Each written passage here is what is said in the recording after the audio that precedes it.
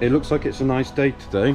The sort of stuff you can get up to on Koh Phi Phi is very dependent on the weather.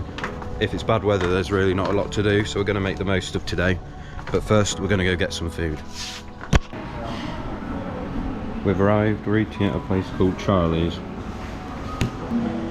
My food's arrived, but Emma's had to send hers back twice now, because it should be strawberry and banana on the waffle, but they put watermelon and pineapple, and Em doesn't really like them. And then they brought it back with banana on. And then they just put the banana up straight on top.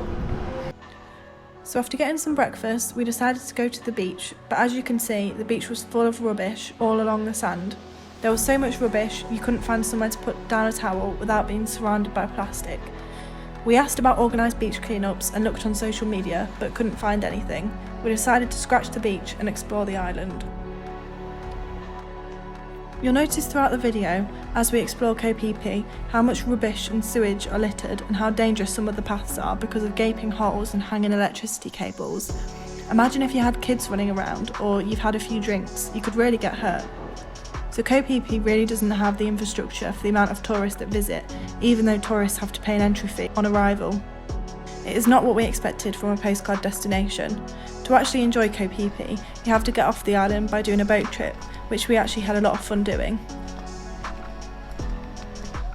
We've just booked a boat tour. It's cost us $500 each, which isn't bad for 4.5 hours. We're going to be going around all the main sites of Koh Phi Phi, including you know, where Leonardo DiCaprio filmed The Beach.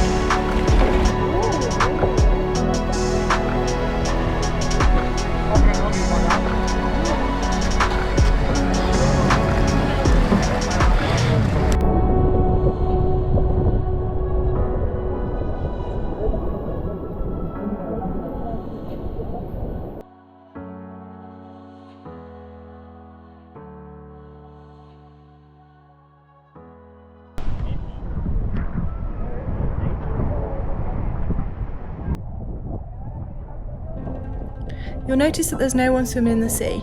This is because in the year 2000, the film The Beach, starring Leonardo DiCaprio, was set here and caused an influx of tourists, making Maya Bay a must-see destination. This caused destruction to the coral and forced the beach to close to the public in June 2018, only opening again in early 2022, with a $200 entry fee and new rules including no swimming in the sea, with a team of people enforcing it. We did, however, manage to get some great photos.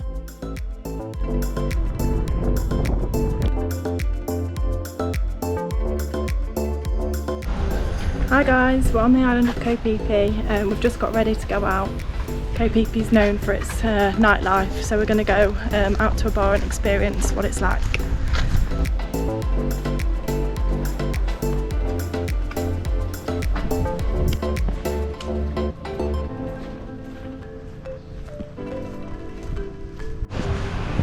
We're in a restaurant called Garlic 1992.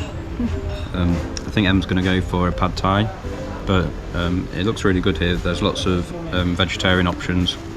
The menu's really thick, like the amount of vegetarian food is really good. I'm actually stuck for choice. This doesn't usually happen.